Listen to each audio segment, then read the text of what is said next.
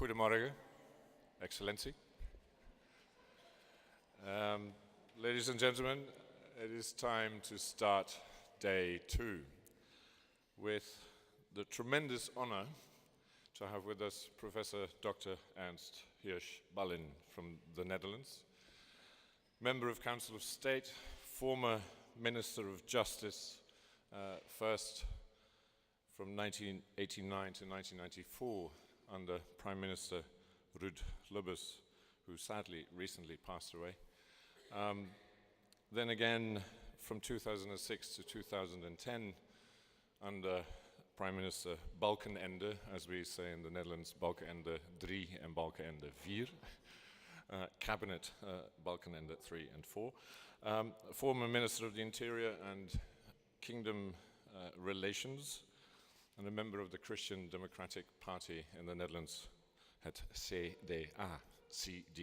There we are. He's currently president of the Asser Institute, Center for International and European Law at The Hague, a member of the Royal Netherlands Academy of Arts and Sciences, and furthermore, he's a professor of constitutional and administrative law at Tilburg University in the Netherlands and professor of human rights law at the University of Amsterdam. As an academic, Professor Hirsch Ballin has published extensively on, for example, the rule of law, citizenship and citizens' rights, church and state, Europe and the European Union, politics and journalism, human rights, and for us here in Italy, very interesting, the Italian Republic. I will seize, because we are all waiting for your presentation, today's title, Learning Democracy, a very inspiring title, Learning Democracy, Recommendations for a Peaceful Counterattack. Professor Hirsch Ballin, thank you.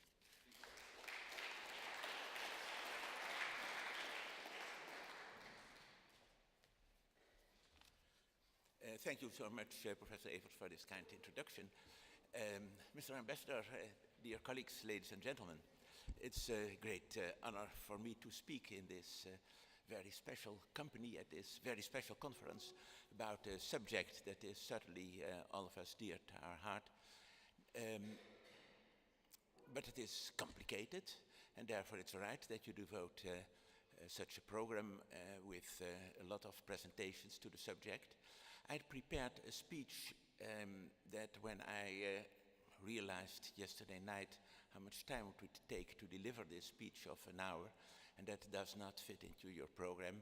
You had scheduled half an hour for me, and now 30 minutes are left of this. Oh, I may take some extra time afterwards. Okay, I'll try to reduce it to just half an hour, and I hope to share some of the thoughts that I'm not able to elaborate on this morning in other ways with you. The title is indeed Learning Democracy, and I've given my speech the subtitle Recommendations for a Peaceful Counterattack. Counterattack. Well, maybe that sounds a little bit too military, but the title of this colloquium is Democracy Under Attack, so maybe you will accept counterattack as something that is for the rest very peaceful in my mind. Learning, education of citizenship. And that has to do with my view on the nature of the problems. I've seen in the program that much of these problems have already been discussed yesterday and will be discussed later today. Various threats for constitutional democracies. The ideas that I will develop in my lecture are not only a plea to defend the democratic institutions, but much more an appeal to deepen our understanding of the values that are at stake, transform the idea of what it means to live in a democratic society, and enhance the learning processes of democratic citizenship. And in the final part of my lecture, I will elaborate on viewpoints for this peaceful counterattack, which cannot be imposed on a society, but must tap on the diverse cultural and spiritual sources of citizenship. A democracy must always be underpinned by the principle that respect is due to all, without discrimination, even to those who are powerless or thought different or odd. That is the primary principle that drives the recognition and actualization of human rights, that all people should be respected equally for who they are. Respect for human dignity is therefore enshrined in Article 1 of the Universal Declaration of Human Rights of 1948 and in Article 1 of the European Union's Charter of Fundamental Rights, proclaimed in 2000 and effective as of 2007. It is a principle that has fundamental significance in legal, but also in educational terms. That is because it says something about the way in which people should treat one another as they pursue their rights and freedoms within a system of laws. It says that we must respect the human dignity of another, even if the other is a stranger or appears strange to us. The propensity to identify others in racial, ethnic, or cultural groups and reclaim a privileged position for the own group is, as history has demonstrated in many cases, the greatest risk for a democracy, especially when this claim is presented as the result of the democratic process itself. And we have to witness that that happens in our times as well, that the result of the democratic process is abused as an entitlement, as a justification for claiming privileges for the own group. That is the reason why the Advisory Council for International Affairs, a body to which I belong and that delivers advice to the government of the Netherlands on European and international and defense matters, delivered last year a report about erosion of the democracy. Erosion of the democracy. And what we had in mind is what is going on in some countries, member states of the European Union and members of the Council of Europe. Not an undemocratic outcome of the result of the elections, but an undemocratic abuse of this outcome in such a way that it endangers the very principles of the democracy governed under the rule of law. But today, as the intensity and speed of people's encounters and relationships continue to grow, whether they like it or not, learning must resonate with people and liberate them from the fear of the unknown. And here I will dwell briefly on the sentiment that appears to be abound, that the others, those who appear to be strange to us, will be classified under democratic rule as a group that has not the same entitlements as the majority.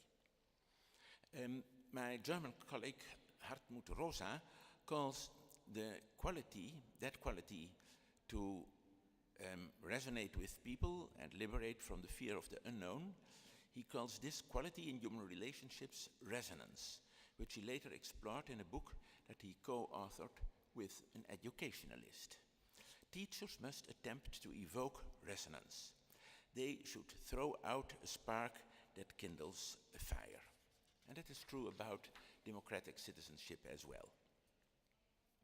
It comes as no surprise that radical social political movements in politics and trade unionism are concerned about the fate of people who have ended up in precarious circumstances. And that's also a dimension of what is happening in our times. As a consequence of the wave of neoliberalism in the Western world and applied to many development countries as well, too many people, especially in the lower middle class, but also in less privileged groups of society, have lost much of their protection that they used to have under social legislation until recently. And as I said, that can be confronted, and that is what radical socio-political movements are doing. But there is another response to these developments. Here in Western Europe and elsewhere, that has also contributed to the rise of movements that frame the threat to the precariat worker as a cultural conflict. In the present day and age, we are seeing movements gain momentum that are so frightened of the cultural changes wrought by migration and Europeanization that they have barricaded themselves behind a mental wall. They are calling on governments to close the borders to asylum seekers and preferably to end the free movement of persons within the European Union. That is a strand in politics in several European countries that taps on the disenchantment among the people in underprivileged positions, exposed to the market forces, being in a precarious situation, and then these parties, these populist parties, frame the problem as a cultural problem, and the others, the strangers, are as the group that is responsible, is to be held responsible for the precarious living conditions of their voters. The new right of new conservatism was, according to an Israeli scholar Z.F. Sternhell, able to play down these economic problems, and by turning them into psychological questions, launch an unprecedented cultural war. These movements turned against the primacy of the individual in political thought, although they were not necessarily consistent about that. Instead, they bestowed that primacy on the historical, ethnic, or linguistic group of their country. Two steps are critical here: the identification of the state with a cultural and/or an ethnic community, the nation state, and the claim that the nation's cultural and/or ethnic identity must be defended against cultural intruders or against domestic members of groups with a supposedly divergent identity. Divested of all the nuances that these authors were careful to include themselves, we have here the so-called clash of civilizations announced by Samuel Huntington, or the cultural wars enunciated by Frank Furedi.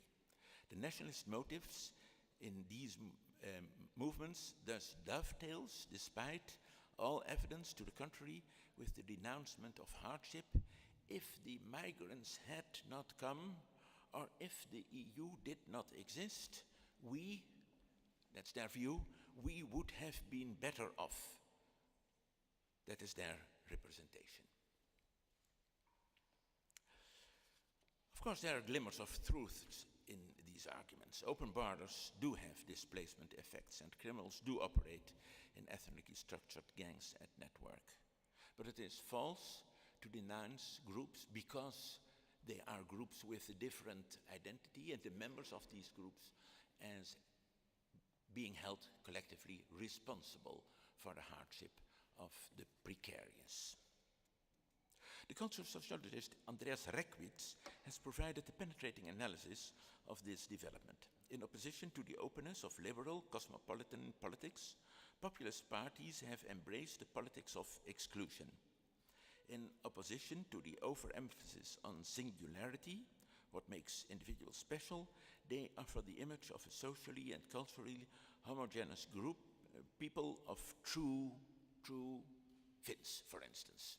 Replace it with the name of any nation in Europe, but you know there is such a political party in Finland, the True Finns.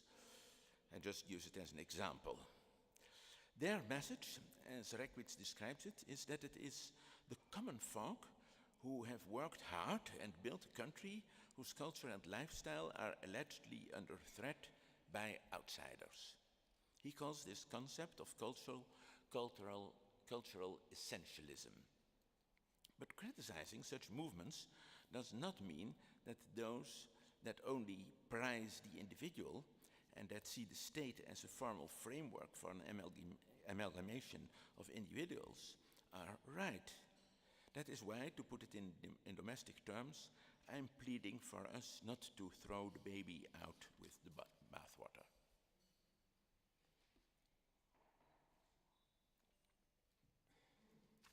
Well, it is true that communitarianism has often served as the social theory of intolerant exclusionary movements. There's also something known as liberal communitarianism. The sociologist Emmett Etzioni has been associated with this movement for many decades. Thinking in terms of communities and their cultural identities does not necessarily involve the rejection of and hostility towards migrants, for example, and their cultural identity, when people understand that culture have always evolved in interaction with their cultural environments, both inside and outside national borders. That is why François Julien asserts that there is no such thing as cultural identity. Il n'y a pas d'identité culturelle, a publication by François Julien, published in 2016. Now, to try to connect the dots, accepting the importance of cultural ways of identification, evolving over the years, over the times, in interaction with people with other backgrounds, other cultural, religious, ethnic backgrounds, in order to assess the possibilities to live together in peace and build a home together based on the principles of democracy and the rule of law. It is important, I think, to consider the features of constitutional democracy. A radical individualist interpretation would lose itself in an ideological vacuum. The German constitutionalist Ernst Wolfgang Böckenförde referred to this in his renowned dilemma, which is strictly spoken not a dilemma but rather a paradoxical observation. The liberal secularist state lives by prerequisites that cannot guarantee itself. The liberal secularized state lives by prerequisites that it cannot guarantee itself. That is, at first sight, a bit mysterious but quite famous word of Ernst Wolfgang Böckenförde. What did Böckenförde mean by this? Surely he wasn't longing for the sort of political theology proposed by Carl Schmitt? But if not, what did he mean then? In my view, he clarified his meaning in the following line of reasoning. He was not prescribing a particular state ideology, let alone advocating its enforcement. There is, Böckenförde wrote, no way to return across the threshold of 1789 without destroying the liberal order. But, he asserted, the secularized state also depends on the inner mainsprings and binding ethics arising from the religious faith of its citizens. That is not a return to the Christian state, rather it means that Christians must value the secularity of the state as something that allows them to preserve and exercise their freedom. This reference to the backbone of religious faith should be interpreted plurally. That's something that I would like to add to Böckenförde's line of argument. What Böckenförde wrote about how Christians should view the secular state also holds for other religions and ideologies. Abdullahi Ahmed Anaim has written in a very similar manner about Islam. The political community of a constitutional democracy must engage with other communities and with their identities, but it should not be at their mercy. A constitutional democracy cannot shape its own ideological movement, but must depend on the support of a plurality of such movements. They may include movements of religious citizens, as I referred to them in an article some years ago. Freedom of religion for religious citizens is a positive factor in a liberal society. At the same time, this implies that the invocation of that freedom by fundamentalists must be rejected. They are out to abuse that freedom, abuse it in order to deny others the same right. Such faith communities are as dangerous as anti-democratic political parties.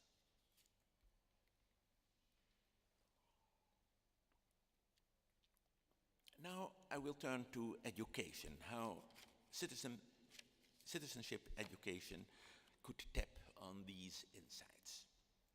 Citizenship education does not mean learning state ideology. Citizens can differ considerably in their religious and ideological convictions, their culture, and in many other respects. In a national context, democracy is a polity in which people can undertake their life projects. In the European context, democracy is a polity of polities, democracy, demos in the plural. The multitude of their sources creates the ideological arena for which there is space in a constitutional democracy. The secular nature of that space does not mean that it is an empty shell. In a liberal state, it is a civic virtue to respect that political order. Aristotle and, in his wake, Thomas Aquinas recognized that public officials must exhibit the same virtues as citizens to perform their roles properly. In a mature democracy, citizens accept responsibility for the state. That is what we may expect from citizens, since the state under the rule of law protects their personal rights and the freedom of all kinds of smaller communities. Such non-political communities may unite, connect, and dissolve themselves. Taken together, they represent a democratic society. Democratic society is a key concept in the European Convention on Human Rights and Fundamental Freedoms. And a democratic society means more than just having elections. It says something about the functioning of the society as a whole. This learning process must be rooted in a deeper understanding of the idea of democracy under the conditions of hyper-connected societies like ours. The theories of democracy on which we usually rely were based on the notion of the state defined by territory, a population, and a legal system. These defining characteristics have certainly not lost all significance, but each of it is more and more subject to profound changes. Territory as a result of the intensity of transborder relations, especially the delocalizating effects of the internet. Population as a result of migration and the ensuing hybridization of nationality. The legal system as a result of the growing importance of layered legal orders, including normative interference across borders. Citizenship acquires dimensions that are not related to a single state like European citizenship, or that go beyond nationality, for instance, the voting rights for non-nationals in municipal elections. These variations are part of the transformations of democracy. Here we encounter, once more, different attitudes. Denial of these dimensions is part of the xenophobic and nationalist narratives, whereas the recognition of it opens the door for more inclusiveness and dynamic social cohesion. The latter approach is morally and practically better, more open to the future, and elicits more creative renewal, but not easier. And that means that citizenship must be a crucial issue in a peaceful counterattack in defense of democracy. Learning to deal with the complexity of redefined citizenship and the inherent, to some extent unavoidable setbacks and disappointments must be a part of democratic renewal. Such learning processes are situated in engaging environments, schools of course, and universities. The Erasmus program of the European Union is an example of border-crossing learning processes of European citizenship. It strongly facilitates that students go for a semester to university in one of the other EU member states And according to the political scientist Stefan Wolf, for example, he has argued that give it 15 or 20 or 25 years and Europe will be run by leaders with a completely different socialization from those of today. And here he is referring to the Erasmus generation. The success of the Erasmus program can also be inferred from a rumor reported last year by Reuters. In the 30 years of the program, it has fostered cross-border romances that may have born 1 million children, the Erasmus generation. But learning outside educational institutions is important as well. Cities are the places where migrants arrive and settle. Their diversity is gaining a constitutional dimension. Mayors and other participants in urban governance can deal with complex social and economic challenges in a way that falls beyond the reach of state governments. Citizenship in an urban context is not primarily visible with the passport someone is carrying, but in a variety of active roles beyond family and workplace. The legally established voting rights for long-term resident, non-nationals, and within the European Union, any European citizen living in a municipality is another sign that in an urban context, learning democracy is at least partly detached from the traditional confinements of statehood. Alongside urban communities, 21st century citizens participate in a wide range of non-statal communities with a religious, cultural, social, or economic identifier. Voting rights for municipal councils are here supplemented by memberships in all kinds of associations. Citizens' rights by civil rights. Apparently, such communities are the places of civil enculturation, the focal points of civilization in its original meaning.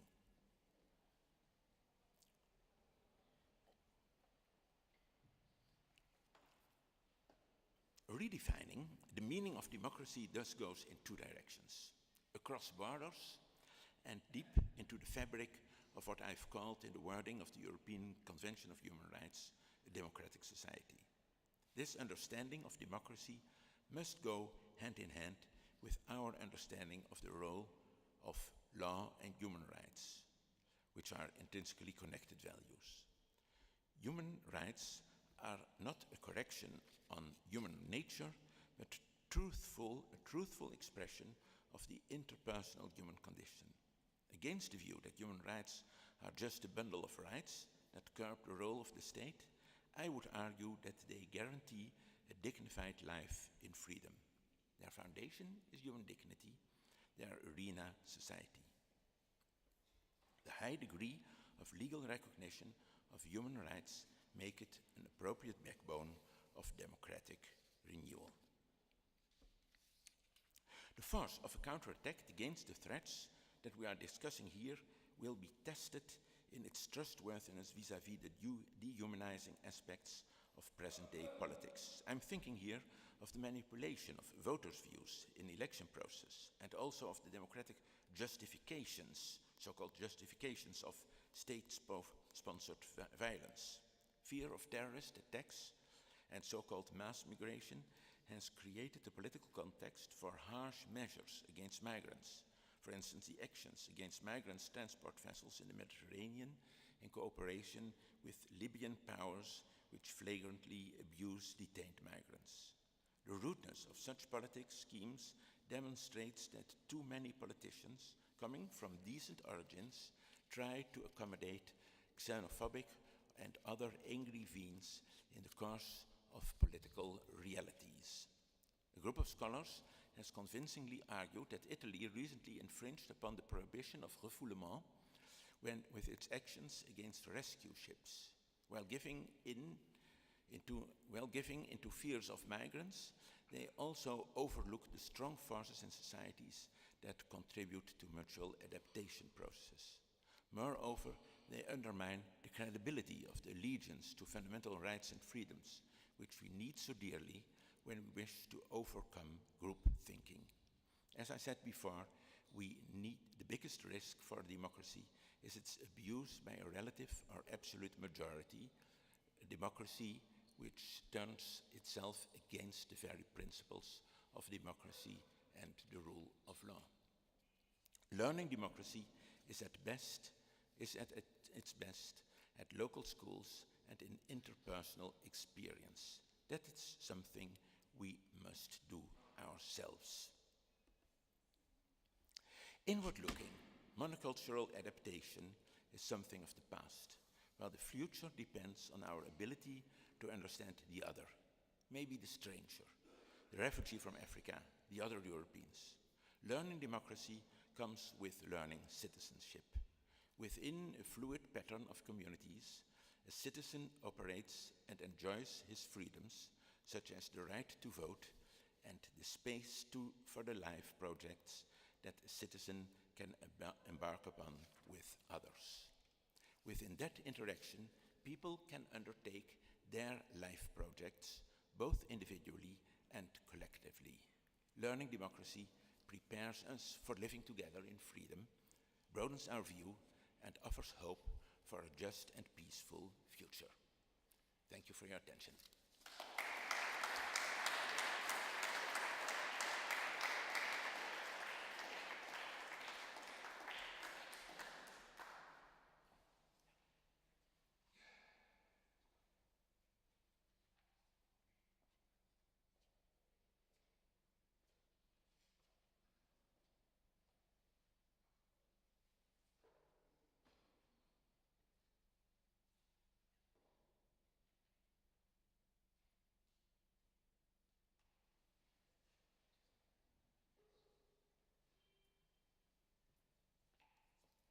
Hi.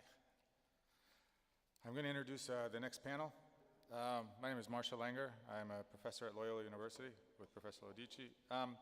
Okay, so we will have three panelists. Michael Tomasky. Michael is a columnist for the Daily Beast and the editor of Democracy, a journal of ideas, a quarterly journal based in Washington. He's also a regular contributor to the New York Review of Books, where he has written since 2002. He has written for the New York Times, the Washington Post, the Atlantic, and many other publications, and made numerous television and radio appearances. He's the author of 4 books. His next book, If We Can Keep It, a brief 300-year history of the fall of the Republic, will be published by Liverite in early 2019. Okay? William Galston is the Ezra K. Zilkha Chair and Senior Fellow in the Brookings Institution's Governance Studies Program. Prior to January 2006, he was the Saul Stern Professor and Acting Dean at the School of Public Policy, University of Maryland, Director of the Institute for Philosophy and Public Policy, and Founding Director of the Center for Information and Research on Civic Learning and Engagement, CIRCLE. Galston was Deputy Assistant to President Clinton for Domestic Policy from 1993 to 1995. Galston is the winner of the American Political Science Association's Hubert H. Humphrey Award for a Fellow of the American Academy of Arts and Sciences. His most recent book is Anti-Pluralism, the Populist Threat to Liberal Democracy, Yale Press, 2018. Okay? And Leonardo Morlino is a professor of political science and director of the International Research Center on Democracies and Democratization at Lewis University in Rome. He was president of the International Political Science Association, IPSA, from 2009 to 2012. Leonardo is also the author of more than 40 books and more than 200 journal essays and book chapters published in English, French, German, Spanish, Hungarian, Chinese, Mongolian, and Japanese. His most recent books include The Impact of Economic Crisis on South European Democracies by Pelgrave, The Quality of Democracy in Latin America, and Changes for Democracy by Oxford Press. Morlino is a leading specialist in comparative politics with expertise on Southern and Eastern European, Latin America, with a focus on the phenomenon of democratization. Now he is directing a new research on the impact of the 2008 to 14 economic crisis of the 6 largest democracies. Okay, I'm sorry, there was a 4th. I didn't mention that. All right, Katerina, if I say this right, Vrablikova is a research fellow at the Mershon Center for International Security Studies at The Ohio State University. Previously, she was an assistant professor at the University of Mannheim from 2012 to 2016, and a Fulbright fellow at the University of California, Irvine, 2010 to 2011. Her research focuses on comparative political behavior and social movements. Vrablikova's is primarily interested in how societal and state structures shape activism and preferences of individual and advocacy groups. She is the author of What Kind of Democracy? Participation, Inclusion, and Contestation, 2017, by Routledge. And her work has been published in Comparative Political Studies and European Union Politics. So I don't feel like I've done very much in comparison. It's a very impressive group, and I hope you enjoy the panel. Okay?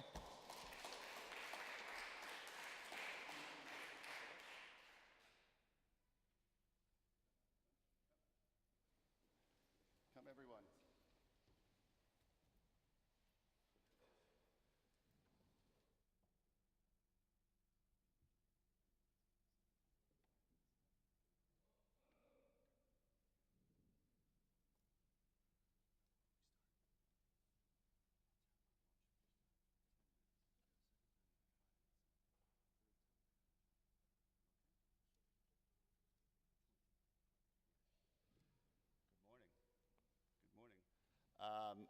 Well, I look forward as much as you do to hearing what everyone here has to say. I'd like to think that the proceedings are going to get a little bit more uplifting than they have been so far, but I can't say that we can be sure about that. But they'll certainly be edifying. A couple of announcements. What is the hashtag, Claudio, in case people tweet? Hashtag State of Democracy. So please tweet away and use that hashtag, and we'll do all we can to broadcast what you have to say. And the Wi-Fi network, that has not been announced, so we should probably announce that also. It's your phone will find it, and the password is CSA12345, right? Okay, good. Now, can we get water? Can someone bring water at some point? Yeah. So, that done, let's get started. Just a couple of brief introductory remarks by me. I think we have all lived most of our adult lives assuming and perceiving and believing that democracy was the best form of government or the least worst form of government to deliver general prosperity to its people. And I think we've all seen that belief and perception tested recently, and that is what I think we're here for the next 2 hours to try and wrap our heads around. We'll have Bill Galston go first, and then Katerina second, and Leonardo third. So, with that, please, Bill Galston.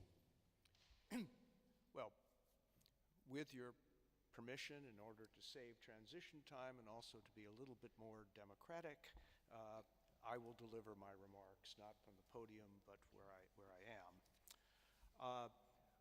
I was very struck yesterday morning by Michael Andrews' invocation of Saint Ignatius Loyola. He quoted the saint as saying, the injunction is to seek God in all things. And I assume that all things means including politics. We also learn from various medieval theologians and leaders, including the Archbishop of Canterbury in 1327, that vox populi, vox Dei, the voice of the people, is the voice of God, from which I think it follows logically that God is a populist. And if so, that this populist dispensation that we're wrestling with will last just as long as God wills it, and we may disband the conference now and all go home. That is certainly the most parsimonious explanation I can think of, but obviously my job is to explore explanations of our current plight other than the will of God, which I will. So, here's my plan. After some preliminary remarks, I'll make 3 points. First of all, I will describe the economic phenomenon that I think is most closely linked to the rise of populism. I'll explain why this economic phenomenon is occurring as best I can. That's part 2. And part 3, in a constructive spirit, I will offer some policy responses. But first, the preliminary remarks situating my subject. I do not regard economics as the single most important factor driving the rise of populism over the past 25 years.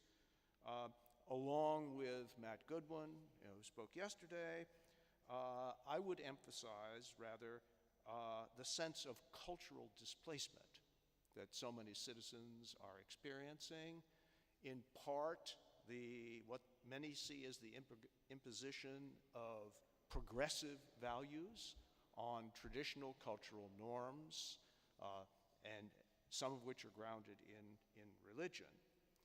I would also say that of all of the policy issues on the table contributing to this sense of cultural displacement, immigration is by far the most consequential, by far.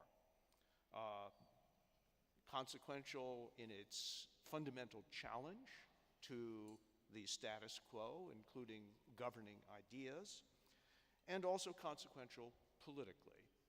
In my analysis, the Brexit vote was driven at the end principally by immigration and issues related to immigration.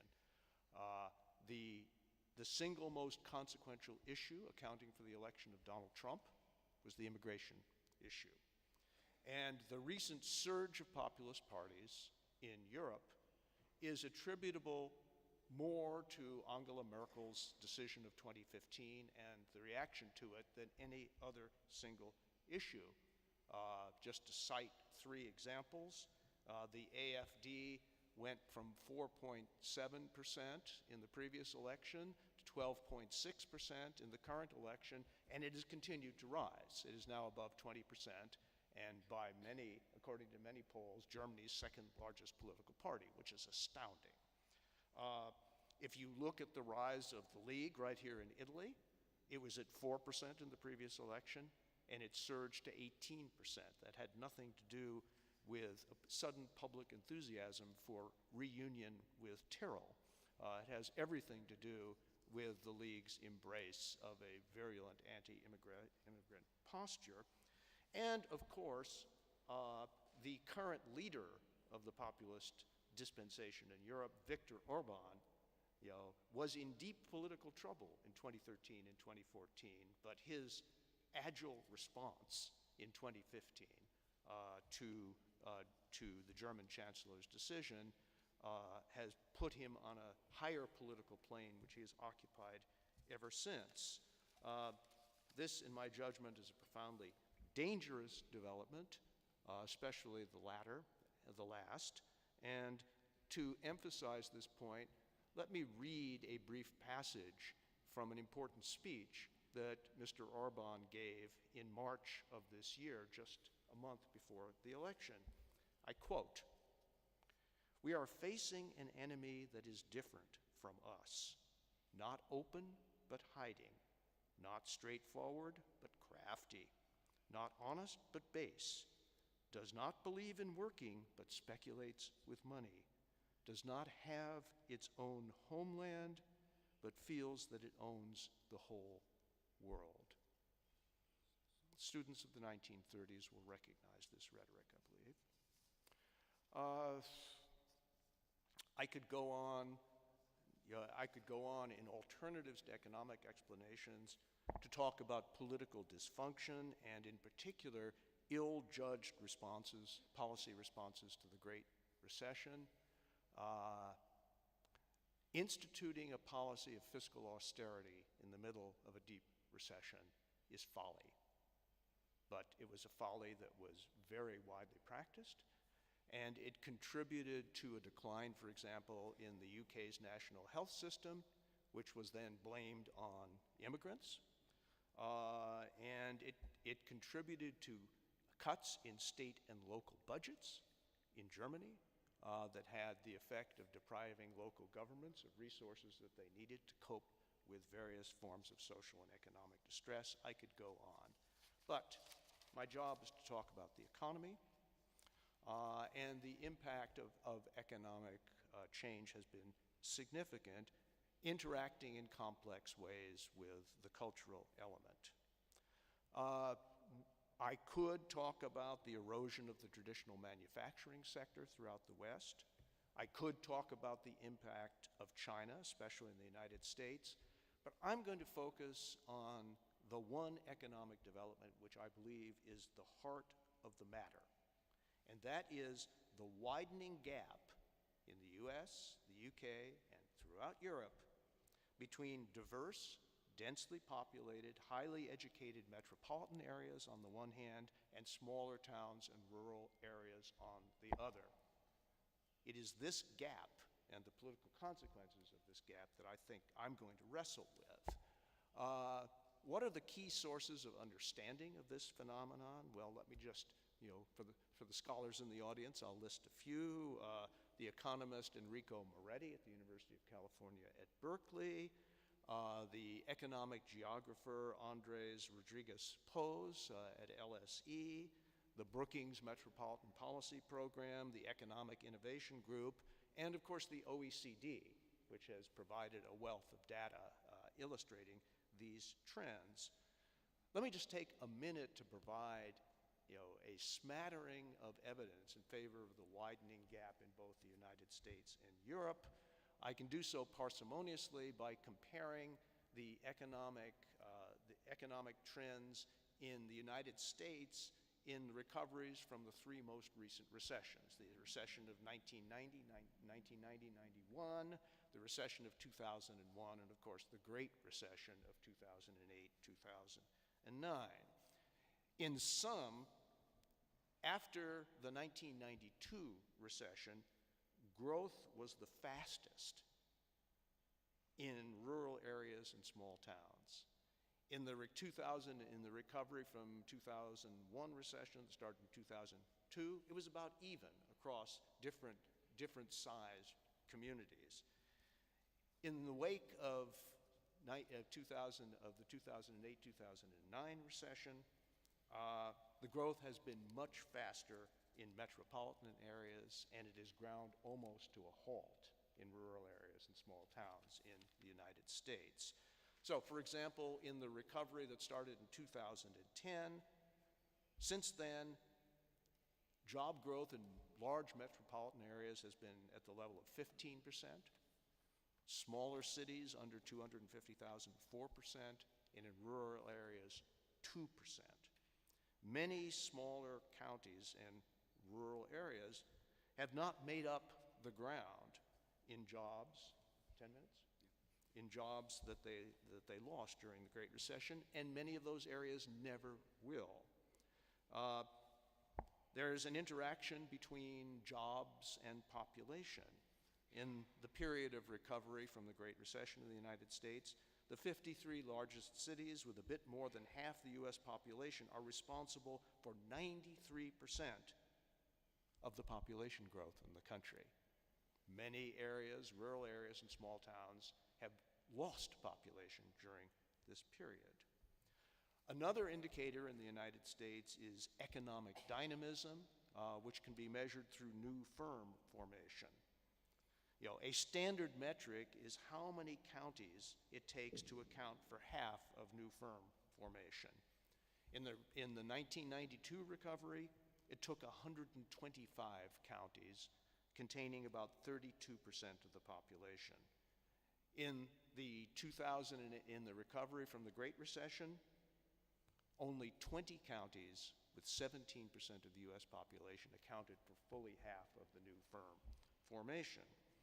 And the share of counties actually losing firms during this period on net rose from 17% in the recovery from the 1990-91 recession to 59% in the recovery from the Great Recession. The majority of US counties have actually lost firms in the recovery from the Great Recession. And finally, there's a widening education gap. By 2015, The large metropolitan areas of the United States had populations 33% of whom had a BA degree or higher. The corresponding figure for small towns and rural areas in the United States was 19%. That represents a tremendous widening of the education gap. What about Europe? Very similar trends. Widening gaps between the richest regions, mostly metropolitan areas, and the poorest, mostly rural areas and small towns. Two statistics will illustrate this trend. Number one, these are OECD figures. Since 2000, disposable per capita income gap, the gap between the richest and the poorest regions in the EU, has grown at a compound rate of 1.5% per year. That's year after year, the per capita income gap has grown by 1.5%. A second indicator, over the past 2 decades, roughly the same period, the productivity gap between the richest and the poorest regions has widened by 60%. 60%, right? So, a gap has turned into a productivity chasm. This has political consequences. Populist parties and movements in the US, UK, and Europe have done best in the regions that have been left behind economically. Mostly, though not exclusively, rural areas and small towns. And of course, there's an interaction between economic marginalization and a sense of cultural displacement. And I will simply hypothesize, I have no time to explain this proposition, that the widening education gap between the big cities and the small towns that I described earlier serves as a kind of policy and conceptual bridge between the economic and the cultural dimension of the problem that we're wrestling with, because education is not just the key to economic opportunity, it creates a very different cultural outlook on change, diversity, and many other things besides. Second, why is this happening? Here I will simply summarize a wealth of recent economic data. Deep structural economic change. The new wealth of nations is knowledge, skill-based, innovation-driven. It is not done by isolated individuals. It turns out that it is an intensely social, face-to-face process. This is known in the trade as agglomeration economics. It's most likely to occur, experience has taught us, in large, diverse metropolitan areas with highly educated populations, not by individuals sitting on a mountaintop in Colorado, busy communicating with another isolated individual in a small town in Pennsylvania. Innovation does not work that way. It is a social process. So it is not true, the distinction between the somewheres and the anywheres is a little bit misleading because it turns out that the anywheres have to be in very special places. And those places are called cities. So, we have this problem that I've described, a widening gap between the mostly metropolitan areas that are doing quite well and the mostly small town and rural areas that are not doing very well. And the question is there anything to do about it? I don't want to be glib here. I have waded through stacks of OECD analyses of Europe's cohesion policies. They're pretty good at income maintenance and the creation of a certain amount of public works. They have not been nearly as effective in jump-starting self-sustaining economic activity. Is there any way of changing that? Well, let me just walk through in conclusion. What do I have, about 3 minutes, something like that? Take four. I can do it in 3.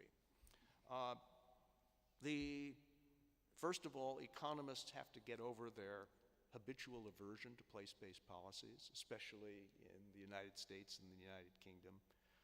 There is a place for place-based policies, but they have to be done right. What does it mean to do them right? I think it means moving both conceptually and in policy terms from cohesion to connection, from income transfers to self-sustaining economic development. What are the key elements of that move? Of course, it involves traditional transportation infrastructure. It involves broadband for all. I recently read an article about a small town in Germany, a 2-hour drive from Berlin, where local business people frequently can't get reliable internet service at all, and they have to get in their cars and drive to a larger city in order to have it. You cannot have a functioning 21st economy without broadband. It ought to be universal. We need the equivalent, especially in the United States, of a technology extension service along the lines of the agricultural extension service that was initiated in order to improve agricultural productivity in the early part of the 20th century.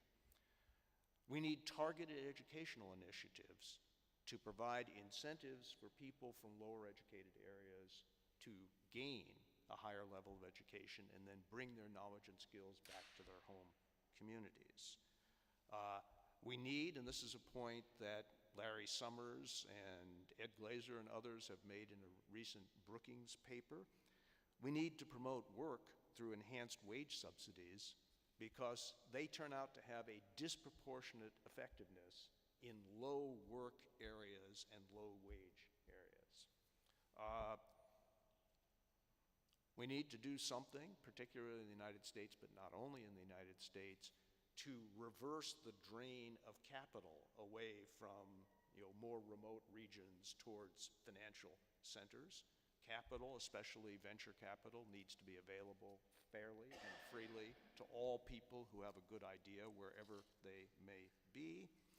And finally, and this echoes another point that Matt Goodwin made yesterday, we need the strategic, systematic diffusion of public institutions, including government institutions, away from the largest cities and through the country, where they will not only provide some job and income stability for lots of citizens, but will also contribute to a relinking of these remote areas with the civic culture of the rest of the country. In sum, we need a strategy, a strategy of connection, an intentional strategy of connection between the neglected areas that are falling behind and the places where the modern economy is moving large cities ahead very nicely throughout Europe, throughout Western Europe, the UK, and the United States. Thank you for your attention.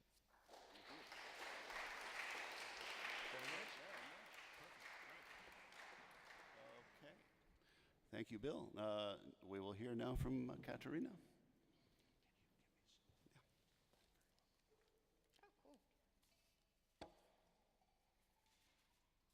Okay, let me just try it.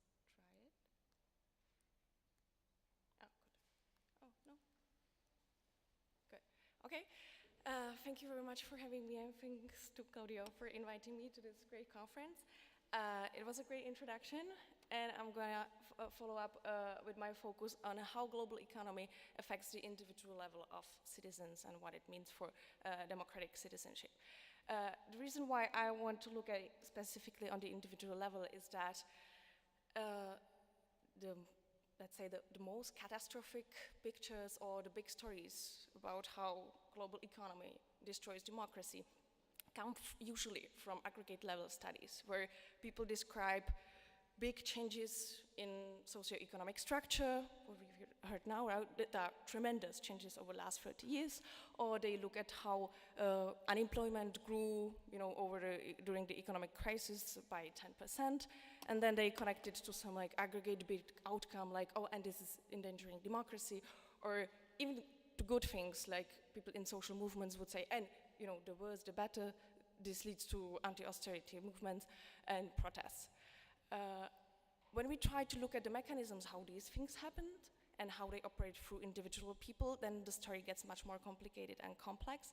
And usually the mechanisms that people on aggregate level supposed to be working, this straightforward direct link of, we have people suffering and then they go protesting, don't show up in the individual level data I'm not showing that the connection is not there, but it's much more complex and much more complicated. And actually searching for these effects at the individual level and their effect on politics, it's kind of challenging. So what kind of democratic outcomes I'm going to look at? I think it's really important to keep in mind that we don't confuse democracy with social liberalism, which we kind of tend to do because this is our values, right? And we are predisposed to have these values. But we should keep in mind that the fact that somebody that we don't agree with won elections or that we have Brexit doesn't necessarily mean that it's not democratic, right? The fact that people don't want to be in the EU, that they are pro-choice, that they want some restrictions on immigration, does not mean that this is necessarily anti-democratic, right? So I'm not going to talk about things that, I don't know, support for populist parties, right? I think by itself, this type of phenomenon does not mean that it's anti-democratic, okay? I also want to say that democracy also is not a type of system that should be evaluated based on, I don't know, life satisfaction or how efficient the governance is, right? Because usually democracies, this is the logic of democracy, right? That it's kind of inefficient because it has a lot of checks and balances and stuff like that. So I'm going to look at democracy as a procedure, how we rule each other and in a way that it's fair and legitimate. And I'm going to look at these 4 dimensions of democratic citizenship at the individual level. So the first one is legitimacy of democracy and the fact that people believe in the fact that we should live in a democratic system. Usually people would say this is the only political value that we need in order to have democracy because people need to agree on the fact that they want a liberal democratic system, that we have freedom of speech, that we have rule of law, that we have elections and so on, right? And this type of political value kind of builds the framework where you know, the political contestation about Brexit, pro-choice, pro-life is happening, okay?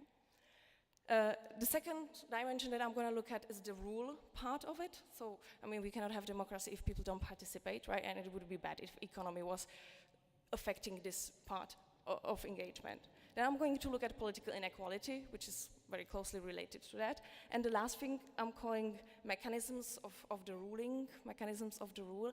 By that, I mean the fact that people kind of get it, that they operate in the democratic system as it is expected to operate, that they kind of understand what's going on, and that they react appropriately to the political situation. So what I mean by that is, for instance, that if we have corrupt politicians, if they do really bad job, it would not be very democratic if the population would keep 90% support for politicians, right? The democratic principle is that, oh, people will be dissatisfied and will punish them in the next elections because they don't appreciate it, they don't support those politicians anymore, right? Because this is representation, accountability, and democratic competition and contestation.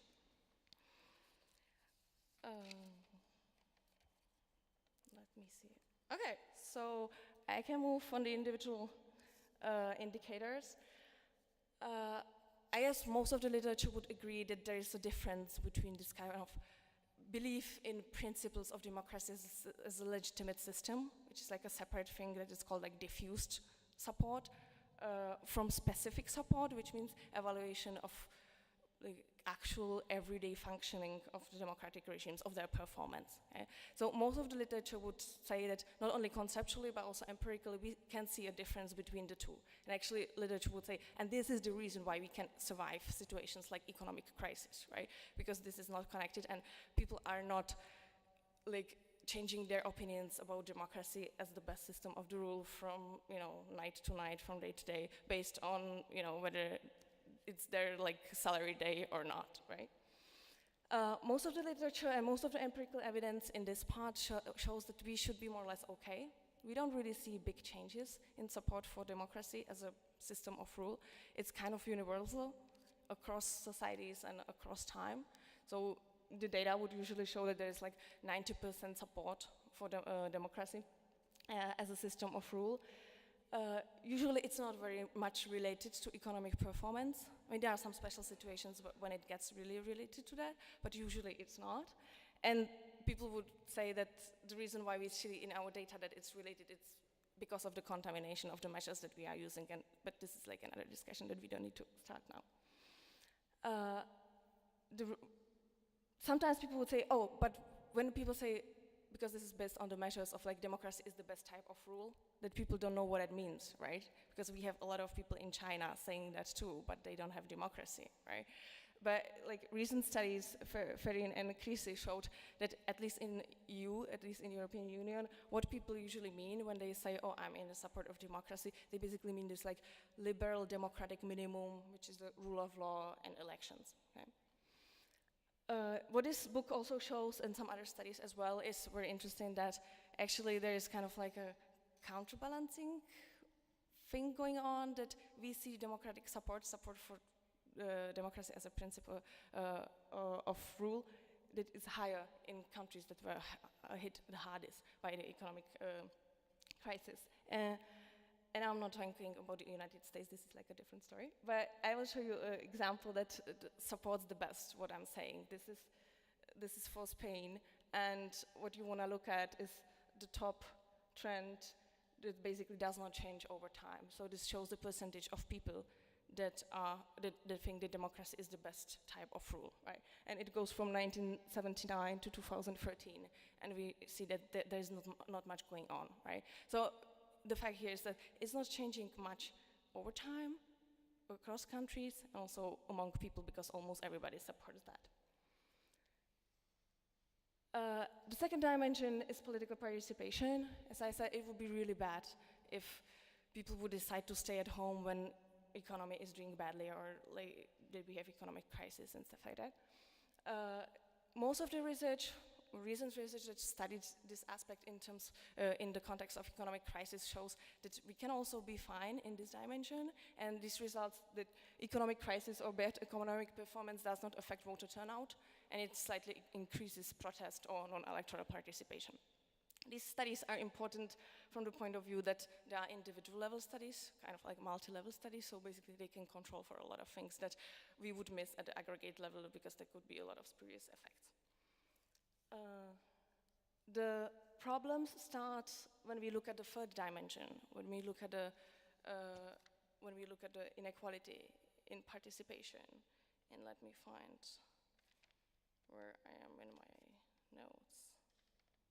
Okay. The problem here, the general problem is that we normally have inequality in participation, and this is something that we cannot do anything with, probably, because there are some reasons that are irreversible in terms of, that less educated people will always participate less. The problem for democracy starts in the point if it's related to some global economic trends, and if it is related to long-term trends in increase in inequality in political participation. I hope you can see this. In this graph, you can see growing inequality in political participation by education. So you now, again, want to look at whether it changes over time. It's from 1956 to 2008. And the non-changing lines show income and social class. So we see that voter turnout does not really change by social class or income, but what we see is that it changes a lot by education. Okay. I hope you will see, yeah, you can see that too. This shows voter turnout and also participation in other types of non-electoral participation. And here we see the same thing, that the inequality increases over time, but we see like a different group of people who is doing that. So this is only 2 points in time, but if we show it on data with more points in time, this basically tells the same story. So what is happening over time in the last 40 years is that we see a general decline in voter turnout among all people, among all educational groups, but the biggest decrease happens in the lowest education, okay? So in, 30 years ago, the gap between most educated and least educated wasn't as big as it is today. What's happening with the other forms of political participation, non-electoral participation, is that it more or less stays the same among less educated, but it rapidly grows among very much educated people. Okay, so this is this like asymmetrical relationship that happens in terms of education. The explanation for that for most of people is modernization, individualization, globalization, which one you want to use. For that, which kind of has like this asymmetric unequal effect that people who are haves, who have the resources, it's perfect for them because it gives them plenty of opportunities. You know, they don't have to be limited by these hierarchical structures like trade unions and, you know, types of politics that we used to have in 60s, 70s, and they can expand their participation to non-electoral activities, right? But what happens for people that are less educated is that they are losing these structures that used to help them to overcome the costs of participation, which means mobilization. So there are trade unions, social groups, churches are not there anymore to mobilize those people and bring them into the electoral process. What did this graph tells you what happened during the economic crisis? Did it make it worse or did it make it better? On the top part, you are looking at voter turnout, and basically this is difference in the different groups, education, income, and unemployment, employment. And we are looking at whether the difference changes how the economy is worsening. Okay? So this is economy and this is the difference. So what basically these graphs tells you that is that in terms of voter turnout, the worse the economy, the lower the difference. Okay? So in countries where the economy hit the hardest, we actually see a disappearance of the gap in, you know, social economic gap in participation in electoral politics. The opposite thing is obvious in terms of non-electoral participation. There we see that what happened is that the harder the situation was, the worse situation was, the higher the gap between educated, non-educated, unemployed, employed, and so on. I don't think, I mean, this is the difference. I don't think this happened, the fact that people would participate less who are unemployed, uneducated, or have lower income, but the growth of participation among the privileged one was higher when this economic situation was worse. The problem is that we don't have problems with political inequality not only in terms of compositional effect, that we would have, you know, growing number of people that are unemployed and they are less likely to participate, but we have it multiplied also by a contextual effect of inequality. So if we look at Gini index or Gini coefficients that measures like, you know, national inequality in income among the citizens of a given country, then it kind of adds onto the fact that onto the inequalities that are at the individual level. This basically shows that the voter abstention is higher in countries where we have higher inequality. Okay? And this also holds for non-electoral participation, and some studies also show that there is even interaction, that it affects worse the people who are worse off. Okay? So the worst results actually possible.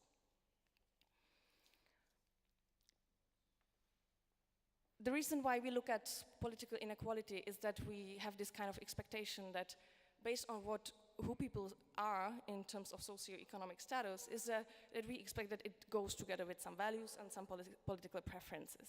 Okay? Usually this is taken for granted and literature doesn't look at that very much.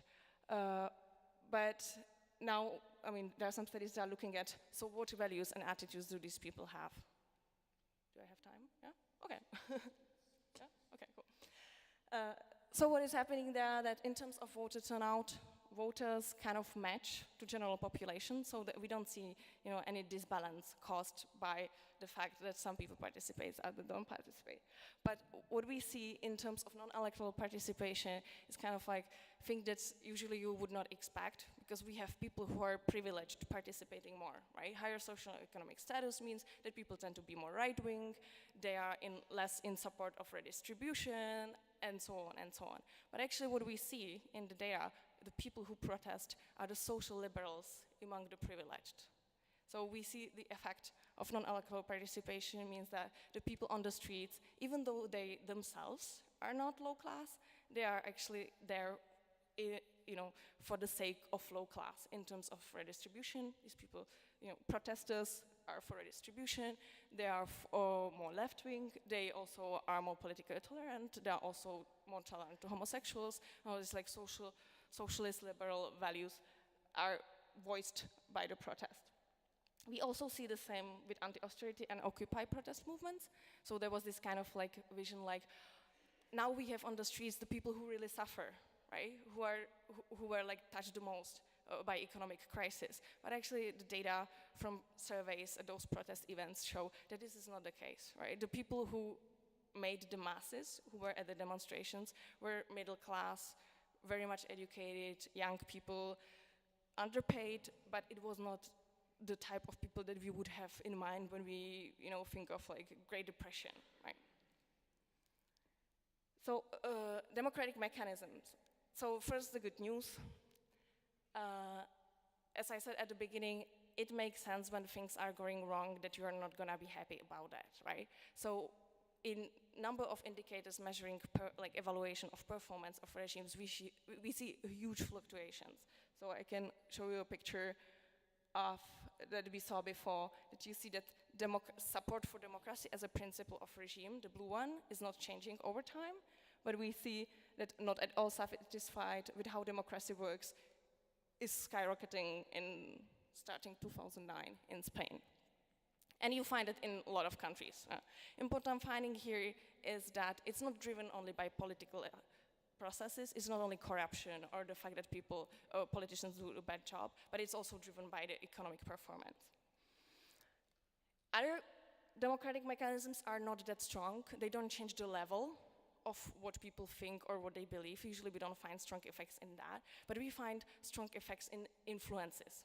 So for instance, we find effects that economic voting is stronger in bad economy, right? So the salience of economy is bigger, so this means that people base their votes and participation more on their economic preferences. Okay, that's cool.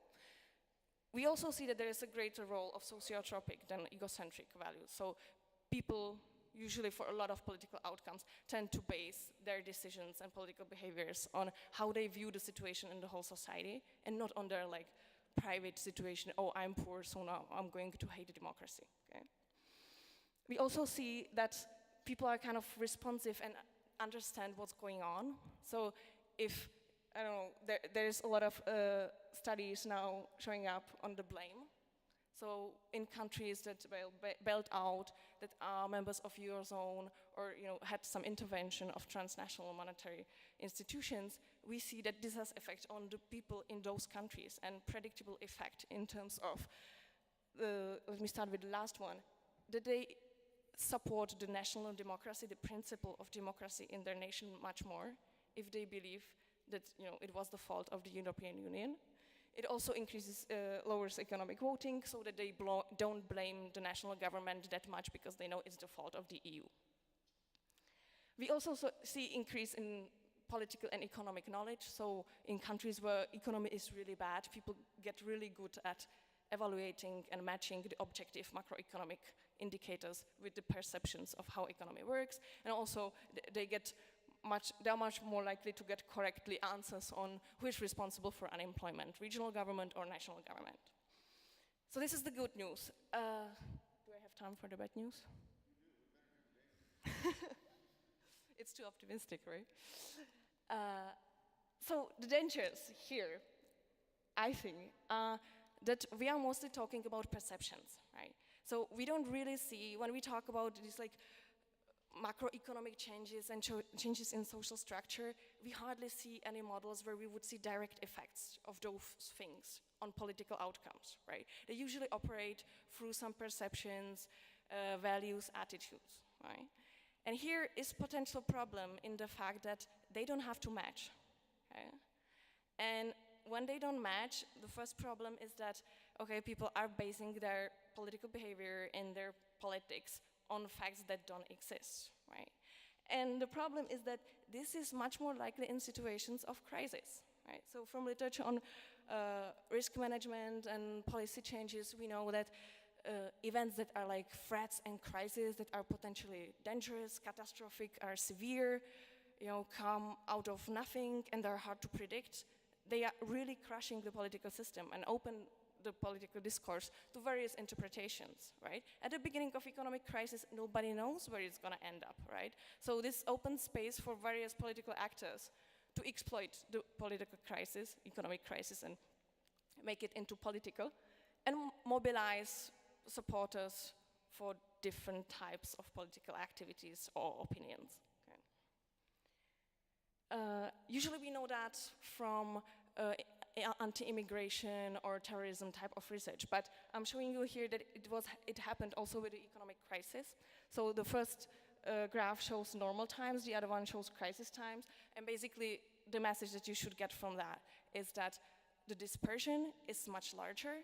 So we see that in the times of crisis, in countries with the very same objective macroeconomic measure of unemployment, we see completely different evaluation of how bad national unemployment is. Right? So we have countries where it's like, wow, 70% people, 40% people, but we have also 20% people or 10% people who say, oh, it's very bad. The danger of it, like the second type of the danger related to that, is that these things tend to activate some mechanisms that we don't like to see in democracy. Okay? So we know that from psychological research that when there is a threat, people start to think, it qualitatively changes. So it's not like that people would be reasonable, rational, but they start to employ type of fear, anger, type of like emotional thinking that is not fair. And we've seen that in research on, terrorist attacks in the US, that before the attacks, people were xenophobic, but it did not have any implications for their values or attitudes. But after 9/11 and the political discourse that was around that, we see that the support for pro-Bush policies was driven by xenophobia. It did not increase xenophobia, but it originated in xenophobia, which is not a good thing, right? And I think that's it. I have more, but okay, I will finish here. Thank you.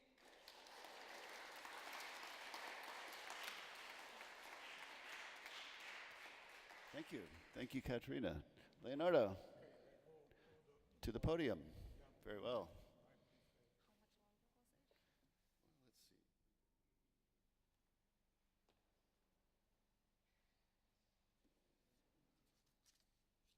Okay. I don't know if I can have. Okay. This is the question we have to address and try to reply. In my short intervention, I'm going to sum up some of my previous research and current research on the main European democracies, the 6 largest European democracies. But let me start with a point that I think should be very explicit between us. Democracy is a complex concept, but for what is relevant is a normative concept. A famous important philosophers, British philosophers of the end of 50s or last century, Galli, called it contested concept. What is the implication of this? That is, what is negative for someone may be positive for someone else. So first of all, we need to start with an empirical notion of democracy that may accommodate different normative notions of democracy. This is a key point to be understood. Let's see if I'm able. Years ago, with this kind of question in mind, I developed, doing of course literature research, empirical research, other kind of research, the idea I developed a few dimensions of democracy that accommodate empirically different normative dimensions.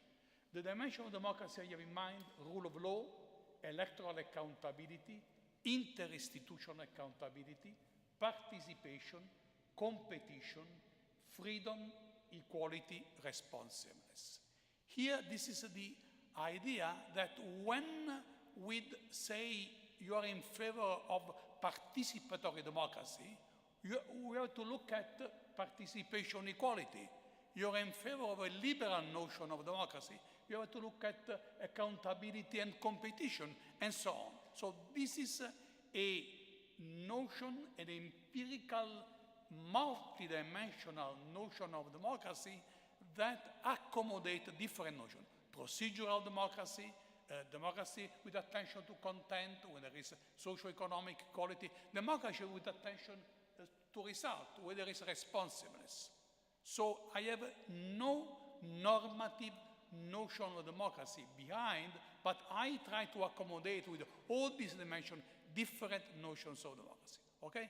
This is the background. I launched this few years ago, quality of democracy, and now it's a sort of a subfield in comparative politics. Now, with this in mind, so you can look for your favorite dimension of democracy, empirical dimension of democracy. Let's see what happened in these years. Try to reply to our question.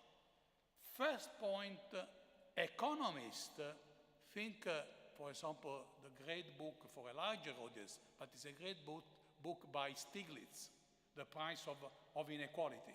Stiglitz developed the consequence of globalization, very precise in terms of globalization of goods, in terms of financial, and so on, and goes on showing the consequence of this inequality, socio-economic equality. But with the hindsight, that is today, we cannot separate the consequences of globalization from the Great Recession.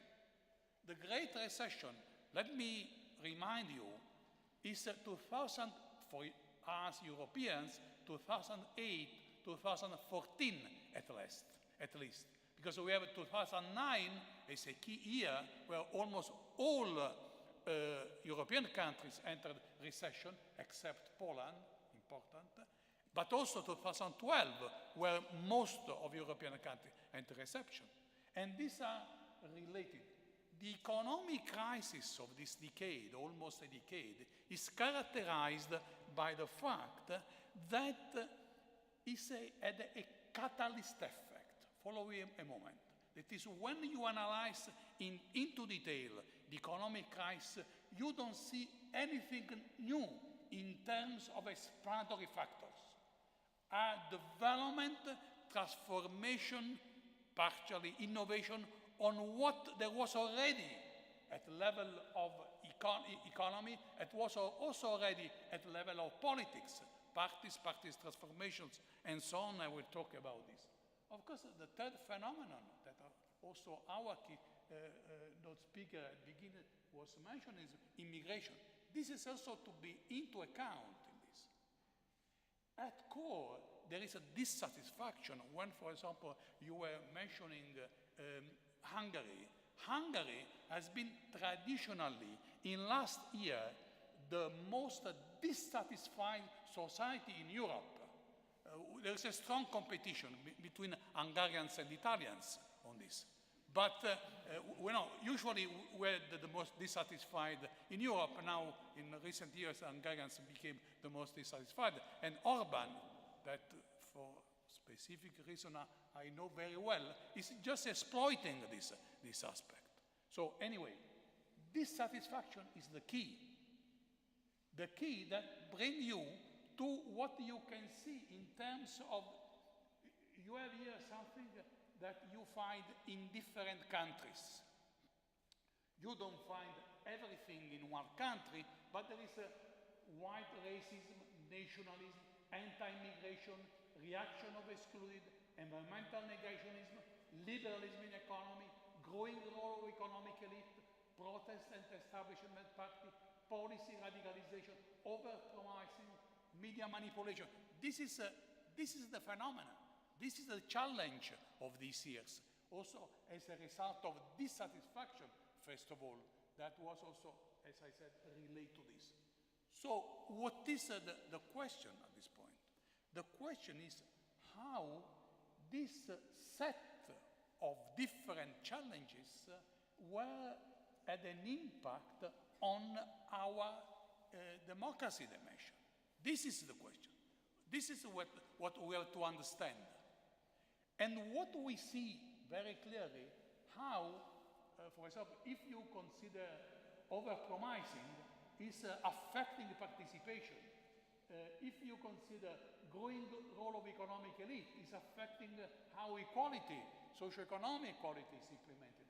So I could be very, very detailed, and of course, in my work, I'm much more detailed on the specific consequences of each of these aspects on each of those.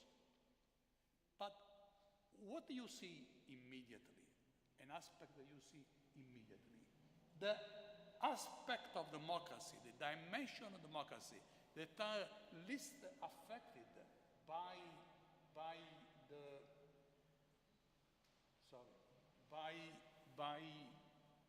this phenomenon are rule of law, although one subcomponent of rule of law, that is integrity, lack of corruption, is indirectly affected by this aspect, by the problem of course, cutting of budget and so on. And we see this in terms also of analysis of inquiry or magistracy in different countries. Unfortunately, Italians are very strong in this. But anyway, rule of law and interinstitutional accountability. Interinstitutional accountability is the responsibility between institutions, government, parliamentary opposition, government, Supreme Court or Constitutional Court, government, Court of Auditors, government, ombudsman, government, media control, that becomes very, very important in this aspect, in this moment. But to understand better what I'm talking about, you have to remember a couple of points that otherwise you miss the target. You miss, even you understand what is happening. That is the kind of difficulty of the kind of problem that we see and the connection between this aspect and this aspect are, in a sense, intermediated by the change within only economic, but also a profound evolution of the very basis of transformation. This is a key point. That is, when we consider the basis of a representation, we consider parties, interest groups, and social movements. All these three channels has been profoundly changed in these years. The parties, the disappearance of the traditional even integration party with this kind of elite-led party with a strong, say, professional component with almost no community behind this party. But you see also the enormous weakening of unions. When we consider the economic crisis of, say, of the end of 70s or 80s or later on, the way out of this economic crisis were neo-corporatist arrangement, that is agreement between government, unions, association of entrepreneurs, the neo-corporative triangle. This is over. This is over. So you have to think about this aspect as also, yes, there are social movements. Think about Greece, think about Spain. Catherine was referring to some of the data. Think also about Italy, but with different results, with different modes how the social movements are transformed, in a sense are vanishing, are fading away precisely during the crisis. So you have to keep in mind this, otherwise the connection, you miss what happens in terms of connections. This is probably the key, more relevant aspect. But there is another relevant aspect. It is in this connection, particularly when you consider the parties, there is a strong radicalization. Just a second, how is it possible that an electoral law, such as the US electoral law, that give a strong asset to the moderate voter, you have a radical president elected? That is probably first time history of USA. How is possible? For the fact that when we had the data after the elections particularly, but also before the elections, we see that the usual distribution was this one, at Bell distribution, with a strong moderate vote. The distribution today of US elector is this one, that is a inverted Bell. There is almost no moderate vote. This is a key point. So you have these three forms of radicalization in terms of active protest, passive detection, and alienation, with some ironic aspect. In Portugal, the alienation is so strong that at the end, the traditional parties were favored. Socialist government, he did well, and so it was successful. But in Portugal, there was, in Italy, for example, the active protest is much stronger.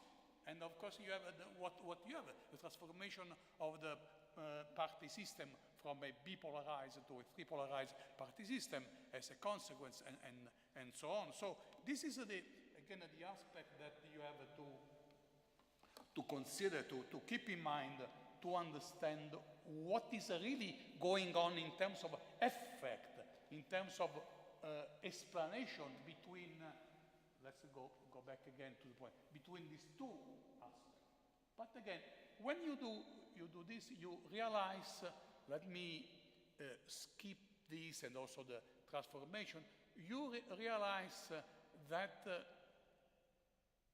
one important point is this one. And this is the key aspect in terms of policies. That is the notion of the democracy, the actual democracy, that is the result of what is happening, is more and more a procedural democracy, less and less a democracy that delivers goods such as equality, socio-economic equality, such as freedom. This is the key point. This is the real challenge. Then, of course, this real challenge could be even totally subverted, even totally manipulated. Yeah, even totally manipulated. That is with what Chavez did in Venezuela, with what Orban, in a different way, is doing in Hungary. That is in taking precisely this aspect. If I'm a leader that would like to manipulate and to take over politics, I have to work on this. Interinstitutional accountability and rule of law. And this is what Orban, very clever leader, he was a liberal leader when he was very young 20 years ago, but now he totally changed as a leader. He's totally adapted to the new situation, understood very well. This is what Chavez understood very well. That is, in this situation of radicalization, the only solution for a leader, for a strong leader that is taking over, his intention of taking over the democracy to stay in power is precisely act on this aspect of interinstitutional accountability. When, of course, the enemies are first of all the media, rule of law, problem related to clientelism, corruption. This is the reality when we talk about the challenge. The reality that we are confronting is this one. That is not, follow me on this. We have two transformations of democracies. From a democracy that delivers, that where democracy, we can conceive democracy also in terms of content, delivers social rights, if we come, Caterina, in terms of citizenship, delivers social rights, is able through the welfare state to keep social rights, more and more to a procedural democracy. But when we come to procedural democracy, the next step in this kind of slope, in this kind of eroding democracy, is to erode also interinstitutional accountability and rule of law. This is the aspect that we are confronting. So, in a sense, it's a double challenge. Not delivering any more freedom and equality, not deliver. My last point usually in normative, there are normative position that consider equality and freedom a trade-off. This is wrong. From an empirical point of view, this is wrong. Freedom and socio-economic equality is not a trade-off. They reinforce each other, or they weaken each other. There is what in my old book I call mutual convergence. The different dimension of democracy, despite different normative views, they reinforce each other. So if there is a weakening, a strong weakening of socio-economic equality, there will be a strong weakening of freedom, and vice versa. This is to keep in mind. And of course, this is related to the procedural aspect, very much related to this procedural aspect. I stop at this point. I think I said. Thank you.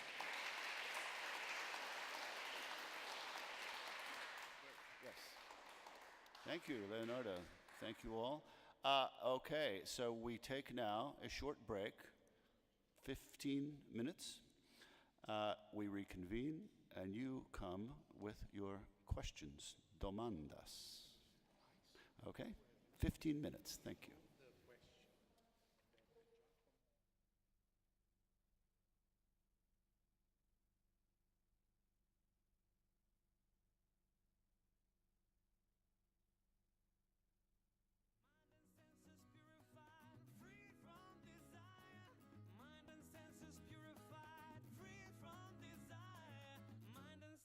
Purified, my love has got no